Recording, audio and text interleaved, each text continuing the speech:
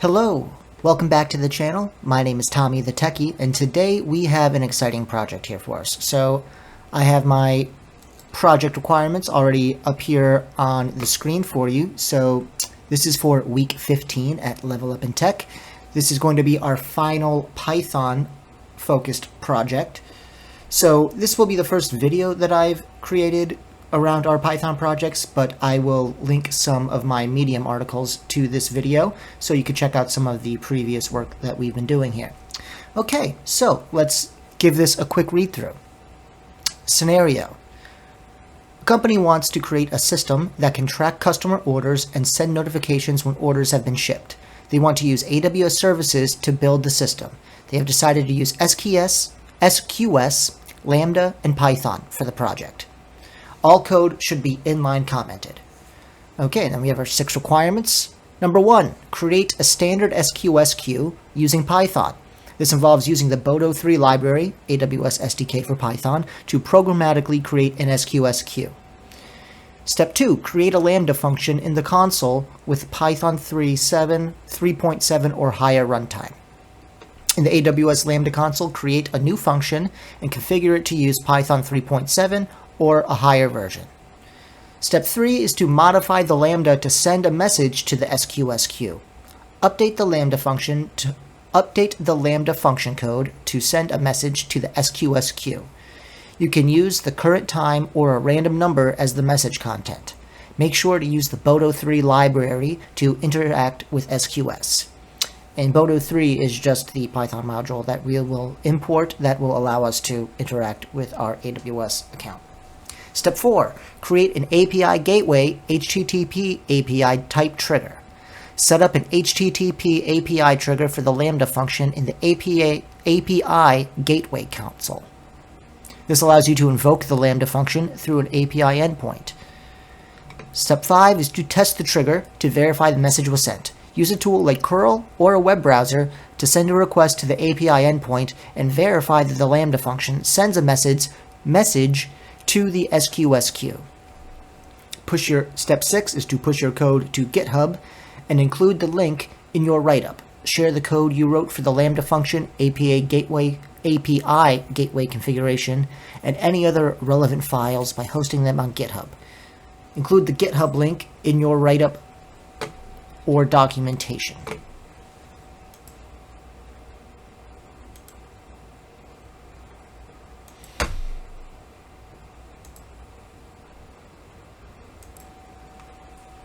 Okay, so all in all, not so bad. Okay, so let's go ahead and get started. Step number 1, create a standard SQS queue using Python. This involves using the Boto3 library, AWS SDK for Python to programmatically create an SQS queue. Okay, so we need to create a queue, an SQS queue using Python. Let's go ahead and look up the Boto3 documentation. There we go. And we'll use this to go ahead and figure out how to create this queue. So on the left, we'll go search for available services. And once we have this up, we'll just hit Control F to bring up a search, and we will do SQS. And it takes us right down to it over here. Let's open up our SQS client. Okay, from here, let's do Control F. And we need to create a queue, so we'll hit create. We'll type in create, and look at that, create queue, the only option. Let's go ahead and open this in a new tab. Okay. SQS.client.create_queue. Takes keyword arguments if you put some in. Okay. If you create a new standard or FIFO queue, we'll be creating a standard queue, you can pass one or more attributes in the request. Keep the following in mind. If you don't specify the FIFO queue attribute, Amazon SQS creates a standard queue. That's fine. That's what we're going for anyway. Let's go ahead. Let's take a look at this request syntax. Okay. Response equals client.create queue. Queue name is a string. We've got some attributes here. The queue name is required. It looks to be the only required portion of this. Okay, and let's take a look For some examples, we got a response syntax. It's just going to be the queue URL as a string. Okay, so we have no examples in this one. That's fine. We'll just go ahead and copy this request syntax over. I've already got my Cloud9 environment up and running, which is the IDE I will be using. Okay, so let's go ahead and create a new branch before we do anything else. Okay, so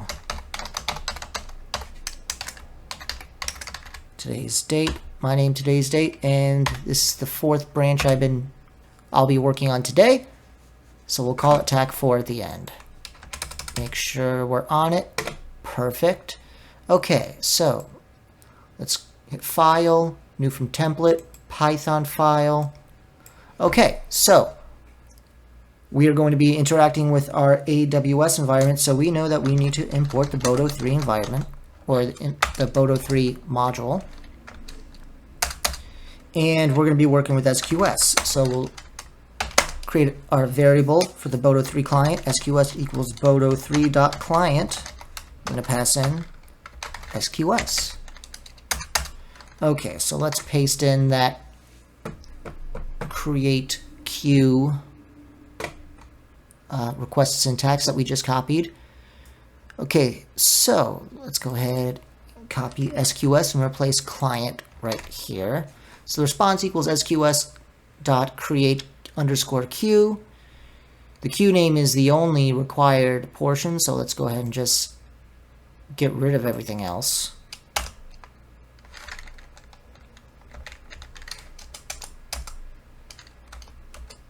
Get rid of that comma.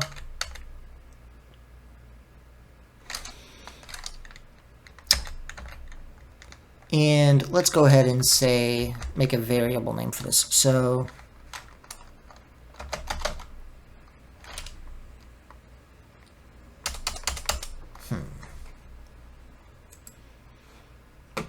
what should we call this?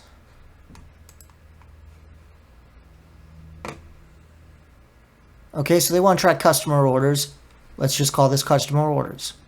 Okay, so the queue name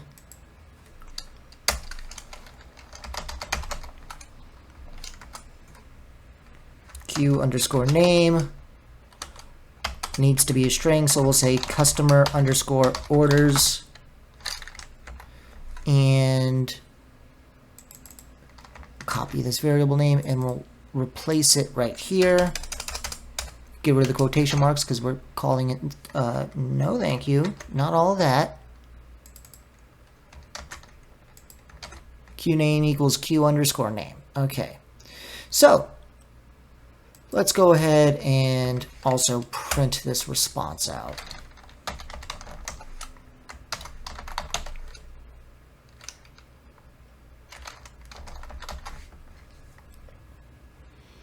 Okay, we need to name this before we can run it.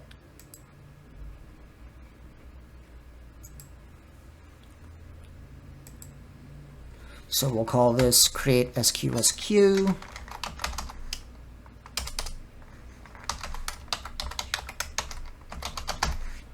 Okay, save it in my week 15 projects folder.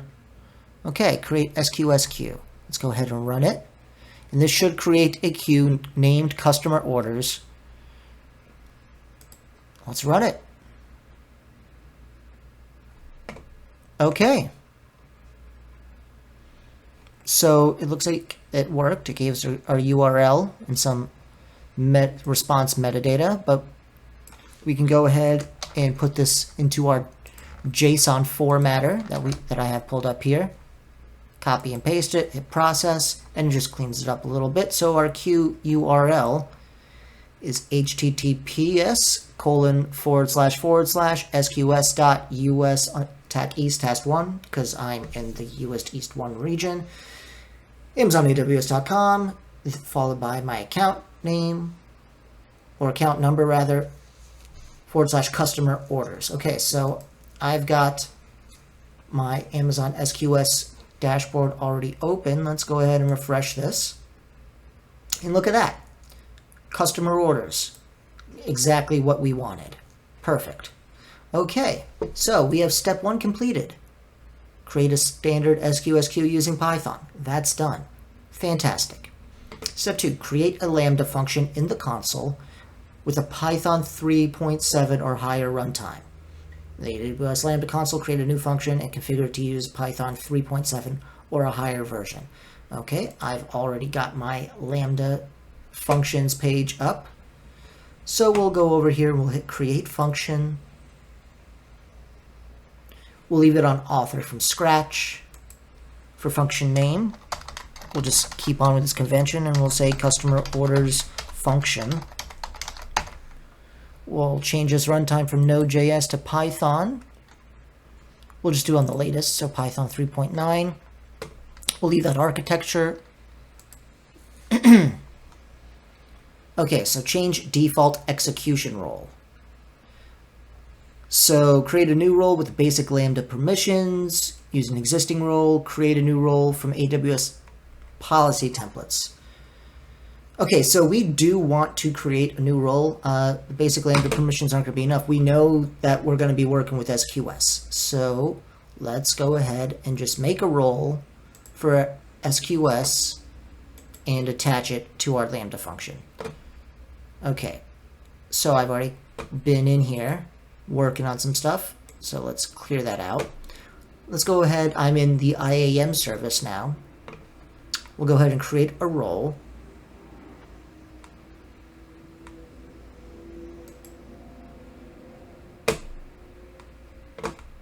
Okay, there we go.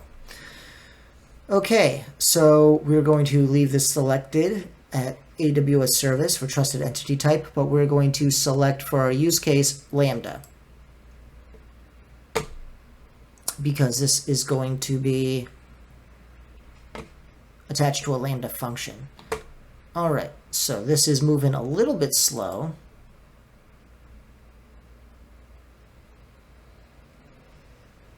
Okay, so for the permissions, we want SQS permissions. So let's just search for SQS up here.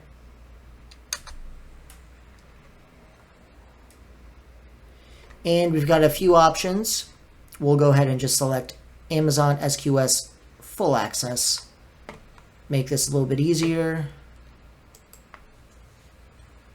We'll hit next.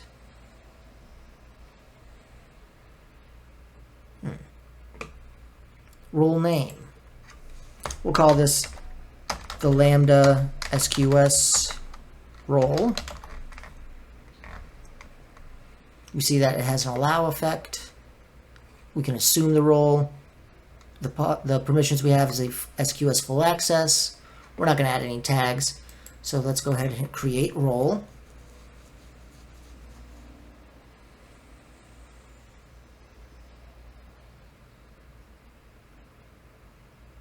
Okay, so this could take some time to create a role.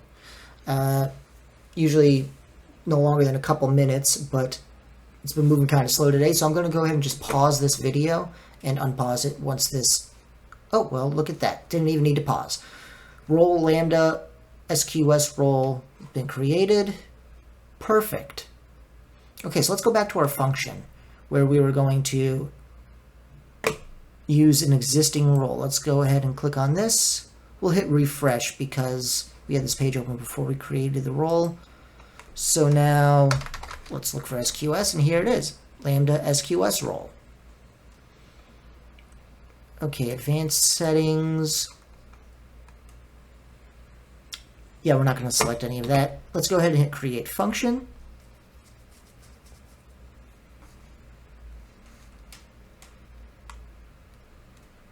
Okay, so we have our customer orders function. Perfect.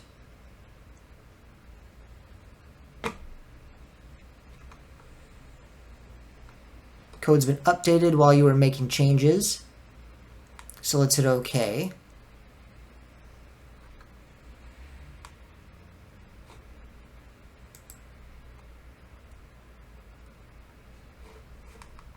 Let's go ahead and refresh this page.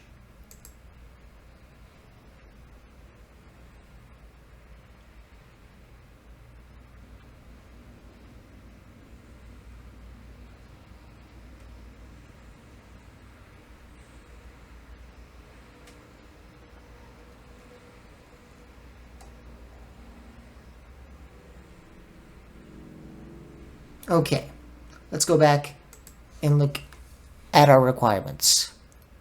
Okay, so we got step number 2 completed. Create a Lambda function in the console with Python 3.7 or higher runtime.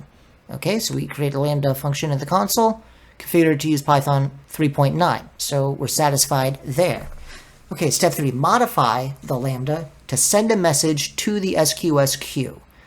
Update the Lambda function code to send a message to the SQS queue. You can use the current time or a random number as the message content. Make sure to use the Boto3 library to interact with SQS. Okay, so we are going to elect to use a random number instead of the current time. And we need to use the Boto3 documentation again. So I'm back on our SQS page. Before we looked for create, we have to send a message. Let's look for send. And look right here, send message. Let's open it up in a new tab. Okay, so we have a little bit bigger of a request syntax here. It says delivers a message to the specified queue. Simple enough. Okay, so we have 2 required parameters here. We have our queue URL, makes sense, got to know where we're sending it. And the message body is also required. That also makes sense. The message should contain some content. Doesn't look like there is anything else here that's required. The response syntax is some MD5 information. And again, it does not look like as if we have an example. That's okay. Just like last time, we're going to go ahead and just copy this. Okay, let's go over to our Lambda function. Let's look at this code here. So by default, every function has this input code here given to us. We are actually not going to change too much of this. We're just going to, underneath the function definition, we're going to paste that information that we just copied.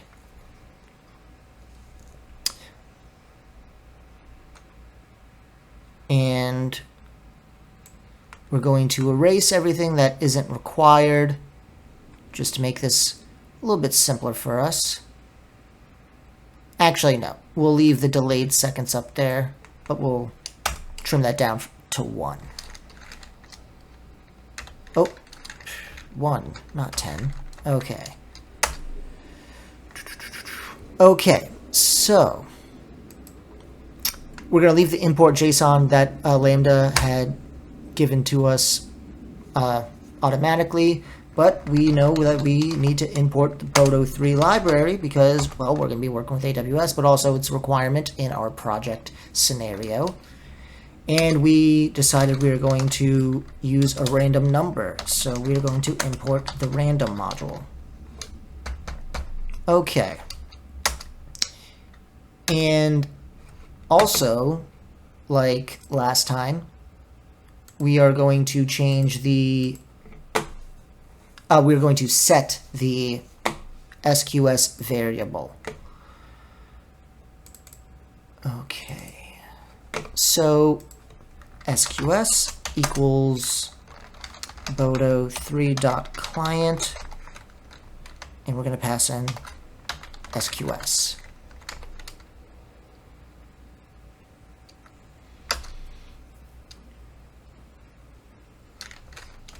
Okay. So let's see what we got here. We have the Lambda handler with the event and context parameters. Okay. Let's...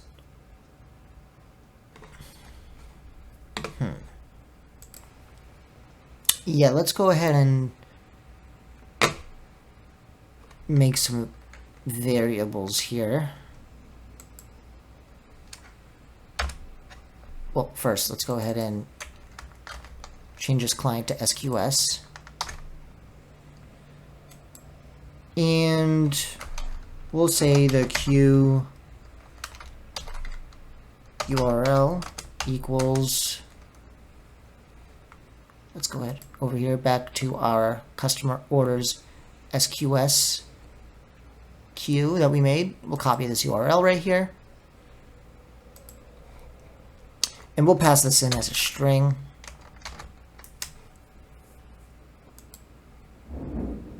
And also, we know that we wanted that message content to be a random number.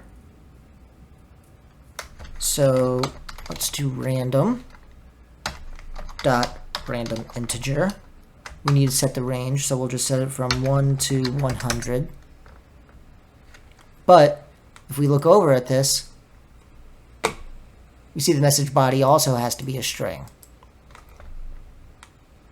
So we need to convert this data type to a string.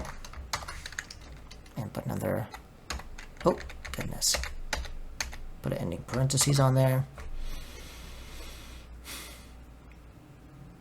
Okay, so let's change this response syntax. Q URL will equal Q underscore URL.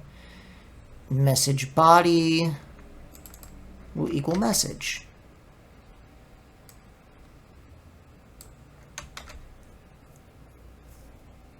Return status code 200 is fine. Body JSON dumps. So it's going to return JSON format as a string. Hello from Lambda. That's not what we want. Let's see if we can return the message content. So that random number. Let's see if we could get that. Okay. That all looks all right. So let's hit deploy because we need to deploy these changes.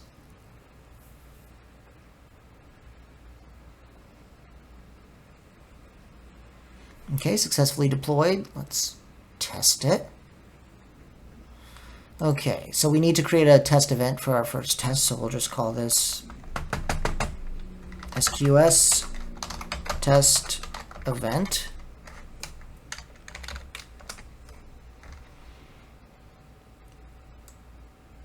And we'll only search for that. We'll click on format JSON. We'll save it. Well, actually, you know what? Let's see what our options are here.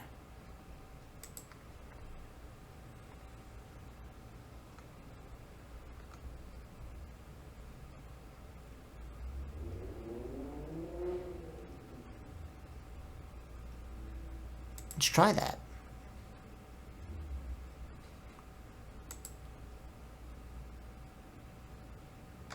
Okay, so we got status code 200. That means it works, or it was successful anyway. The body passed back the number 97. So let's go back to our customer order SQS queue and see up here in the top we have send and receive messages. Let's pull for some messages. Okay, we got one right here. And it's 97. Okay. Beautiful. That's what we wanted to see. Okay, so let's take a look at this again. Okay, so we got step number 3, update the Lambda function code to send a message to the SQS queue. We decided to use a random number instead of the current time, and we used Boto3. Fantastic. Okay. Step 4, create an API gateway HTTP API trigger, or type trigger. Okay. So set up an HTTP API trigger for the Lambda function in the API gateway console. This allows you to invoke the Lambda function through an API endpoint. Okay. So let's go over to our API gateway dashboard.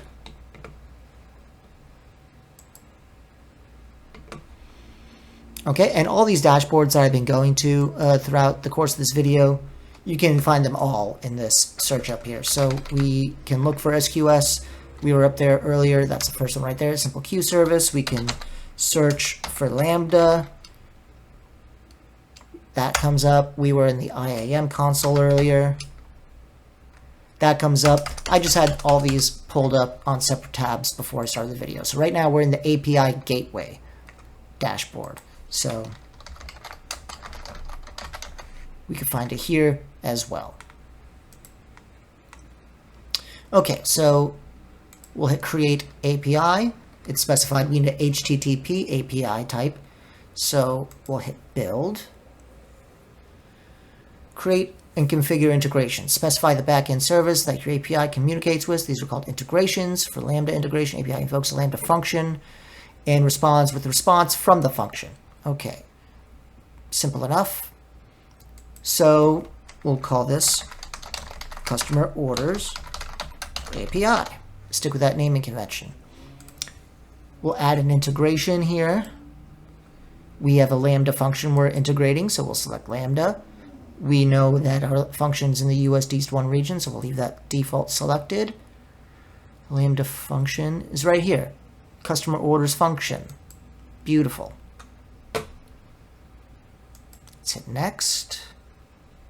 Okay. So configuring routes. All right, so in my dry run, this was a little bit of a challenge, but what we're going to do is we're going to leave this any method selected as just a catch-all, but we're not going to leave this resource path selected. We are going to use the default path. So we're just going to type in $default. We're going to leave our integration target exactly where we want it, still pointing towards our customer orders function. On the next page, we're going to use our default stage as well. Just keep it simple. There's no need to create a new stage just for this demo. And we're going to leave the auto deploy option selected. So this is going to deploy as soon as we create this. Okay. API name's customer orders API. It's integrated with our customer orders function. It's using the default route to the customer pointing towards the customer order function, and it's using default auto deployed stage. Okay, so we'll hit create.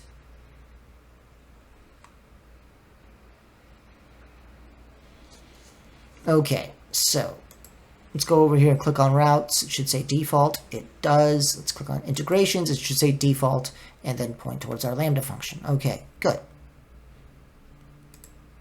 So that all looks the way we wanted it to. Fantastic. Okay, so step 4 is done. Create an API gateway HTTP API trigger type.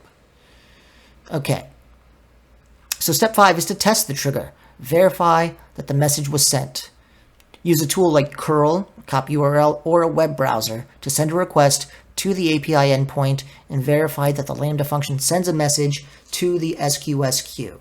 Okay, so I don't know if you noticed, but we had an invoke URL that's automatically created for our API endpoint here.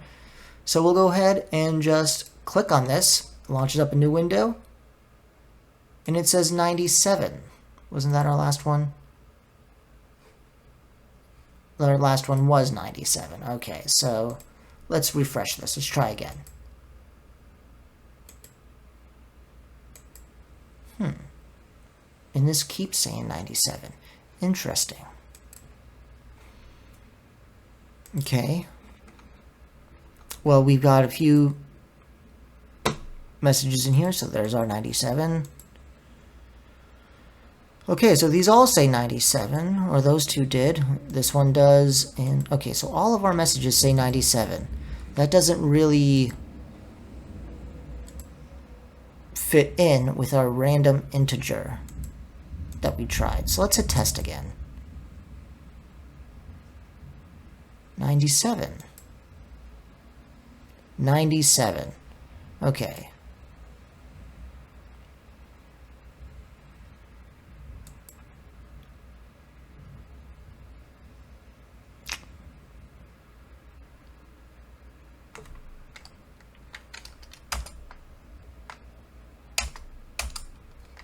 Let's drop this down to 50 and see what we get. Take 97 out of the equation.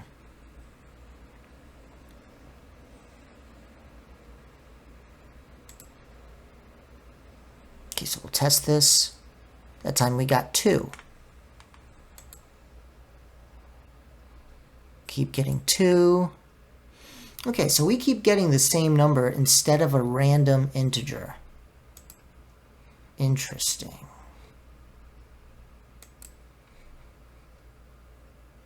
Okay,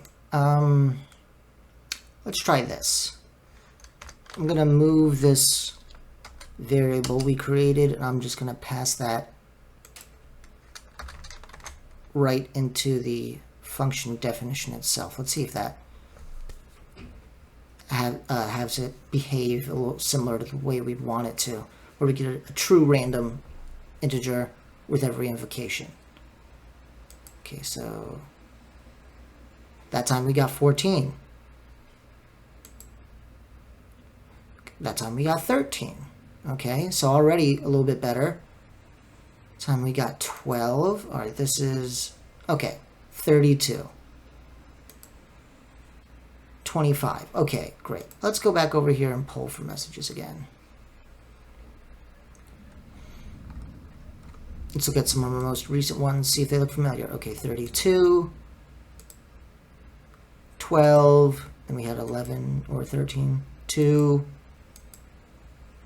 2. Yeah, we had a bunch of 2s earlier. There's our 12. There's one of our 97s. One of our 2s again. Okay. So we did get a 12 and a 32, which was the last 2 that we got when we pulled it from here. Oh, no, 25 was the last one. So let's pull again and see if we get 25 added to the list.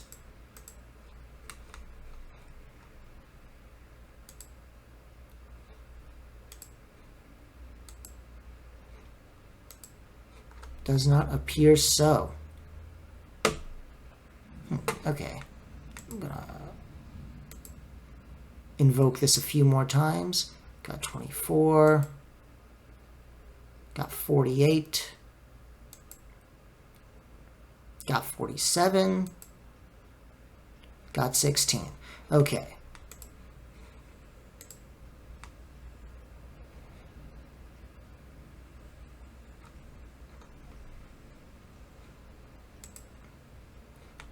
Okay, 16,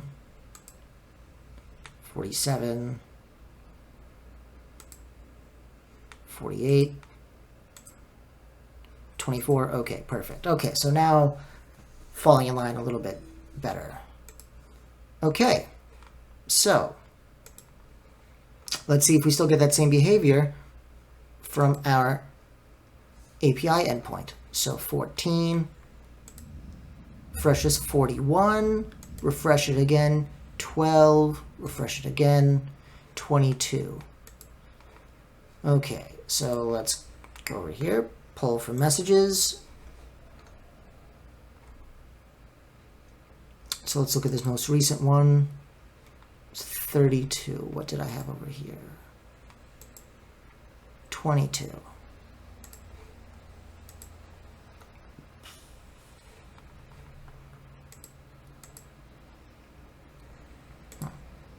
Pull for this again.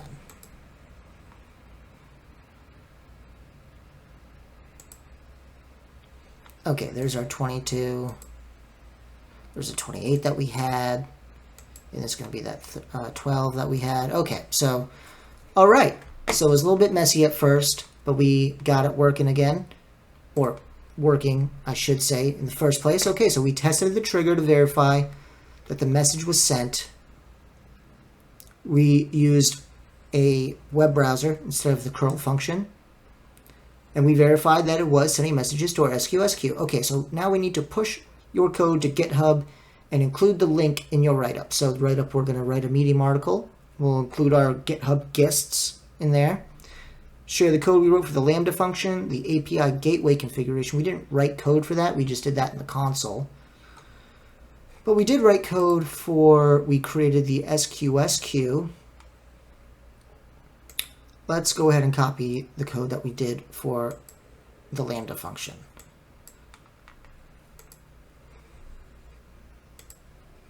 Okay, so we'll just go ahead and copy all of this.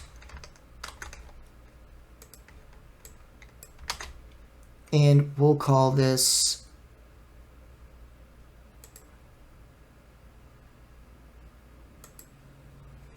the customer order Lambda function.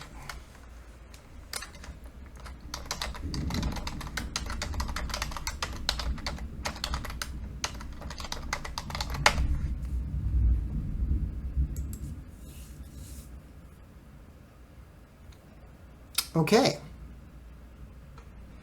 So we created SQS queue, we created the customer order Lambda function.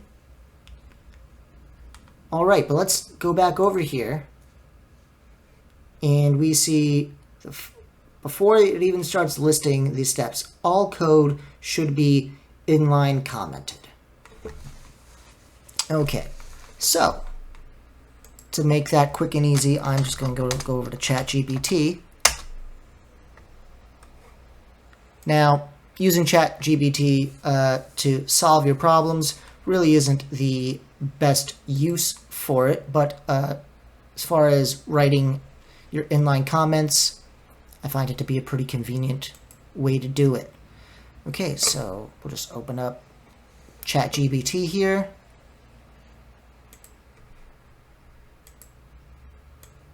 Copy this code. And we'll just tell it to inline comment this code. And we'll paste in the code. And it returns it commented out for us. Nice and simple. We'll go ahead and copy this. And we'll paste it here. Same code, but now it's been inline commented. Let's do the same thing for our Lambda function here. Copy it. We'll tell it to just do the same thing. Inline comment. Oh, I'm not typing. Inline comment this code.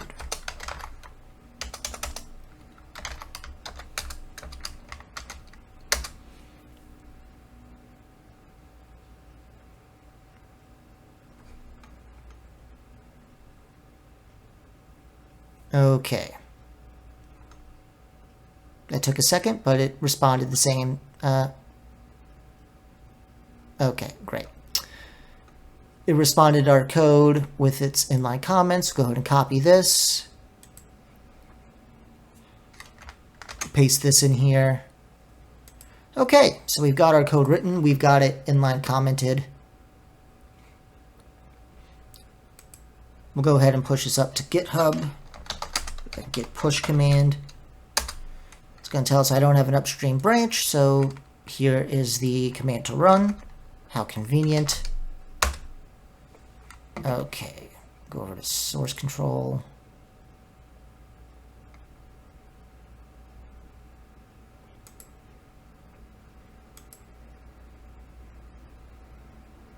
It should be telling me to add things here.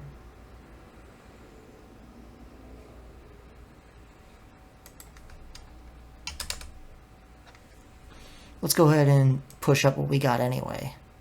Okay, now it's there. We'll add this. We'll say added create SQS queue. Oh. And customer order Lambda function.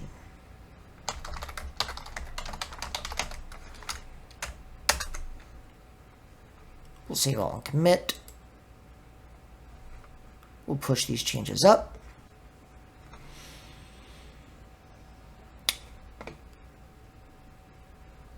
Okay. Sorry, I have my GitHub open on a different page. Let's jump over to here. Okay. It wants us to do our pull request.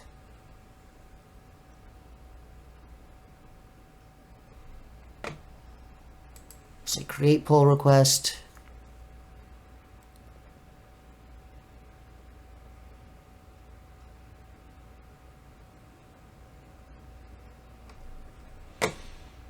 Okay.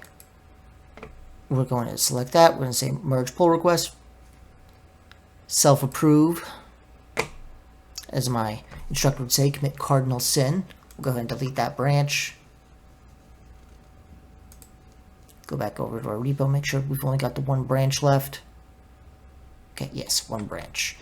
Go back over to Cloud9. We'll get off of this branch.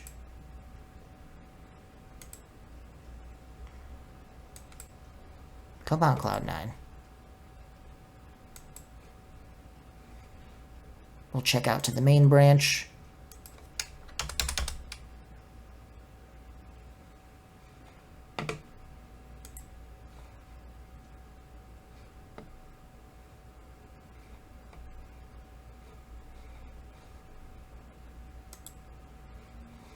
There we go.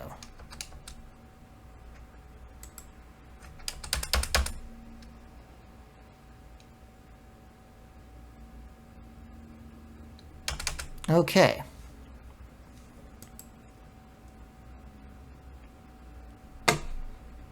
Let's go ahead and update our Git. Okay. So, struggled a little bit there at the end. The IDE was moving a little bit slow, but let's go back over everything that we've completed, because we have completed our foundational portion of this project. We created a standard SQS queue using Python. We created a Lambda function in the console with Python 3.7 or higher. We used 3.9. We modified the Lambda to send a message to the SQS queue.